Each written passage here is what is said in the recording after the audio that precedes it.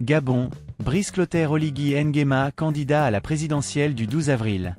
Le général Brice Clotaire Oligui Nguema, actuel président de la transition au Gabon, a officiellement annoncé sa candidature à l'élection présidentielle prévue le 12 avril prochain.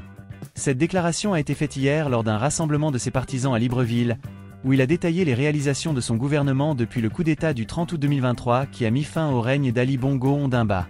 Oligui Nguema a promis un avenir prospère pour le Gabon, mettant en avant des projets d'infrastructure, notamment la construction de 1900 km de routes et la création de 817 emplois. Cependant, ses détracteurs l'accusent de ne pas avoir tenu sa promesse initiale de rendre rapidement le pouvoir aux civils. Guinée-Bissau, Umaro Sissoko Embalo candidat à un second mandat. En Guinée-Bissau, le président Umaro Sissoko Embalo a confirmé hier sa candidature pour un second mandat lors de l'élection présidentielle prévue le 30 novembre 2024. Cette annonce intervient dans un contexte de crise politique marqué par la dissolution de l'Assemblée nationale en décembre 2023 et le report des élections législatives. L'opposition considère Embalo comme illégitime, affirmant que son mandat a déjà expiré. La CEDEAO, qui tente de faciliter un dialogue entre le pouvoir et l'opposition, a rencontré des difficultés après que le président a critiqué sa délégation pour avoir rencontré ses adversaires politiques en son absence. RDC, arrestation massive dans l'est du pays. En République démocratique du Congo, RDC, 130 personnes, dont des soldats de l'armée congolaise et des miliciens, ont été arrêtés à Goma dans le cadre d'une opération visant à démanteler des réseaux soutenus par le Rwanda. Le Canada a annoncé des sanctions économiques contre Kigali, accusé de soutenir les groupes armés dans la région. Cette situation intervient alors que les tensions entre la RDC et le Rwanda restent vives, avec des implications régionales complexes. Tunisie, procès d'un présumé complot contre l'État. En Tunisie, le procès de 40 personnes accusées de complot contre la sûreté de l'État a débuté aujourd'hui. Les détails de l'affaire restent flous, mais elle s'inscrit dans un contexte de tensions politiques croissantes dans le pays, où le président Kais Saied est accusé par l'opposition de concentrer de plus en plus de pouvoir entre ses mains. Togo, l'opposition s'organise contre la nouvelle constitution. Au Togo, l'opposition et plusieurs organisations de la société civile ont mis en place un cadre de travail pour s'opposer à la nouvelle constitution promulguée le 6 mai 2023. Ce texte instaure un régime parlementaire avec une présidence honorifique, une réforme que les opposants qualifient de « forfaiture ». Jean-Pierre Fabre, leader de l'Alliance nationale pour le changement, a dénoncé une manœuvre visant à renforcer le pouvoir du président Faure Gnassingbé, au pouvoir depuis 2005. Ces développements politiques en Afrique illustrent les défis persistants liés à la gouvernance, aux transitions démocratiques et à la stabilité régionale. Les prochains mois seront déterminants pour l'avenir de ces pays, alors que les élections et les réformes constitutionnelles continuent de susciter des débats passionnés et des tensions politiques. Conscience des enjeux politiques et sociaux qui secouent le pays. Selon lui, la nouvelle constitution, récemment adoptée, suscite des tensions et des divisions profondes. Ce lundi, ses opposants ont signé une charte ouverte à toutes les parties engagées contre cette réforme constitutionnelle, marquant une nouvelle étape dans la mobilisation contre le pouvoir en place. L'ONU s'inquiète d'une vague d'arrestations dans l'est de la RDC. À Goma, dans l'est de la République démocratique du Congo, RDC, une vague d'arrestations a provoqué l'inquiétude des Nations Unies.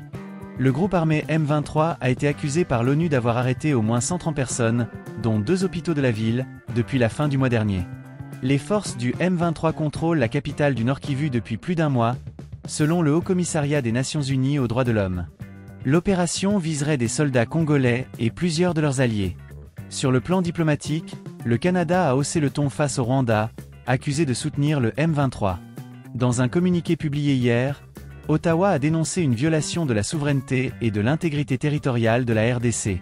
Des sanctions ont été annoncées, notamment la suspension des permis d'exportation de biens et de technologies vers le Rwanda, ainsi que la révision de la participation canadienne aux événements internationaux organisés dans ce pays.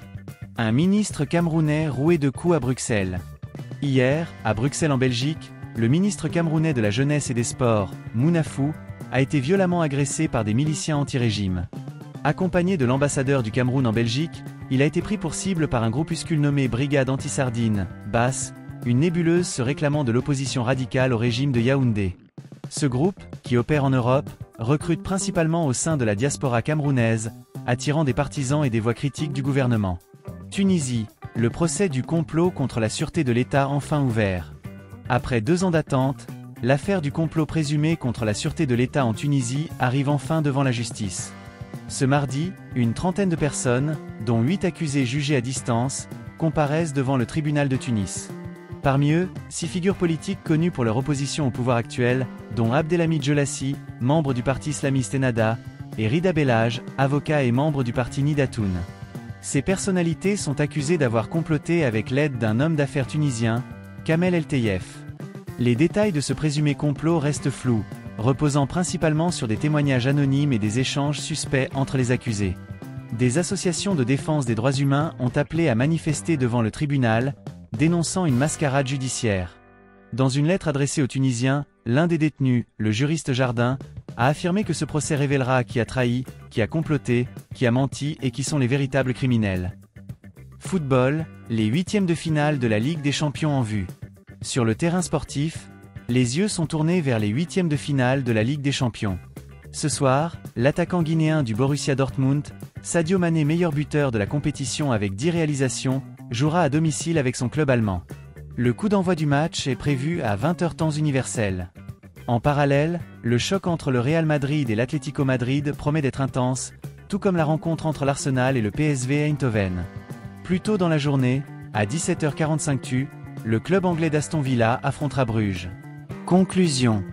Cette édition se termine sur ces actualités riches et variées, allant des tensions politiques au Togo et en Tunisie, aux inquiétudes de l'ONU en RDC, en passant par l'agression d'un ministre camerounais en Belgique et les enjeux sportifs de la Ligue des Champions. Retrouvez l'intégralité de ces récits sur notre site et restez connectés pour suivre l'évolution de ces événements. Merci de nous avoir suivis, je passe maintenant la main à Chantal Laurent pour la suite de l'actualité.